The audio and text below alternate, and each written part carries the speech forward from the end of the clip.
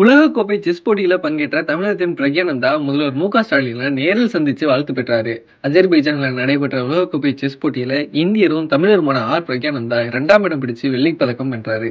இறுதிப் போட்டியில பிரக்யானந்தா உலகின் நம்பர் 1 வீரரான நார்வேயின் மேக்னஸ் கால்சனை எதிர்த்து விளையாண்டாரு. அந்த போட்டியில மேக்னஸ் கால்சன் வெற்றி பெற்று சாம்பியன் கோப்பையும் வென்றாரு. உலகக்கோப்பை செஸ் போட்டியில விஸ்வநாதன் ஆனந்துக்கு பிறகு இறுதிச் சுற்று வரை வந்த முதல் இந்தியர். அதுக்கப்புறம் இந்த இறுதிச் சுற்றுல பங்கேற்ற இளம் போட்டியாளர் பல்வேறு பெருமைகளை பிரக்யானந்தா பெற்றாரு. இதையடுத்து பிரக்யானந்தாக்கு குடியரசுத் தலைவர் திரௌபதி முர்மு, பிரதமர் நரேந்திர மோடி, மாநில முதல்வர்கள், அரசியல் தலைவர்கள், பிரபலங்கள்னு பலரும் வாழ்த்து தெரிவிச்சாங்க. இந்த நிலையில அஜர்பைஜானிலிருந்து இன்று காலை சென்னை விமான நிலையம் வந்த பிரக்யானந்தாக்கு தமிழக அரசு சார்பில் மேளதாளத்தோட வரவேற்பு அளிக்கப்பட்டுச்சு.